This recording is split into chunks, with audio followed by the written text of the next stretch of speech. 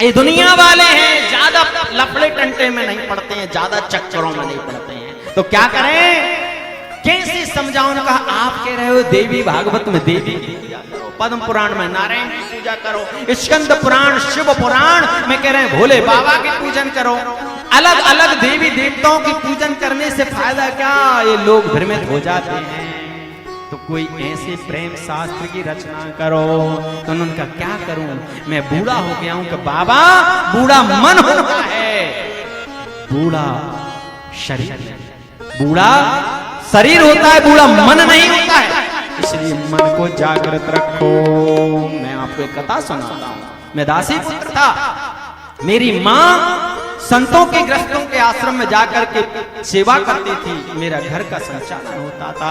पिता मेरे बालकाल में समाप्त हो गए थे। एक दिन चतुर्मास में कुछ संत भगवान आए, ग्रस्त संतों ने कहा कि तुम इनकी सेवा करो। मैं भी कथा में जाता था, शाम के समय 2-3 घंटे बढ़िया कथा चल, हम भजन करते, कीर्तन करते। जब वो जाने लगे चतुर्मास बाद, तो मैं उनके चरणों में गिर गया, बाबा बाबा मुझे चेला बना लो, मैं गुरु बना रहा हूं तुम्हें। तो वो कह रहे हैं मातृदेव पितृदेव भव, पहले माता पिता की सेवा करो भैया, फिर संत बनो। और मेरी संत तो चले गए, मैं माँ की सेवा करने लगा। एक दिन मेरी माँ को सर्प ने डस लिया, माँ की मृत्यु हो गई। मैं रो रहा हूं, लेकिन एक आंख से एक नेत्र से खुशी के आंसू भी हैं कि आज गुरु मिलेंगे। कर्म कांड के अनुसार समस्त क्रियाकर्म करने के पश्चात मैं उत्तराखंड में गया, गुरु की शरण में गया, गुरु ने दीक्षा दी और मैं नित्य निरंतर गुरु को प्रणाम करते संकीर्तन करता, भगवान को खोजता पड़ता, इधर उधर जहां देखो वहां कहां भगवान मिले।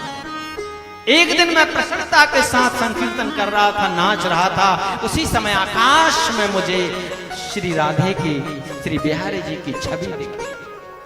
मैं दीवाना हो गया, बावरा हो गया, और वो छवि कुछ ही क्षण पश्चात गायब हो गई। मैं नाचने लगा, रोने लगा, पागलों की भांति फिरने लगा। तब आकाशवाणी हुई, अरे रामदास तेरे शरीर के संस्कार शेष हैं, तू अगले समय में, अगले जन्म में ब्रह्मा का मानस पुत्र नारद होगा। तब मैं सदा सदा के लिए तुझे दिखा करूंगा, सदा सदा तेरे साथ रहूंगा। बोले बाल कृष्ण भगवान की। तो मैं रामदास आज नारद बन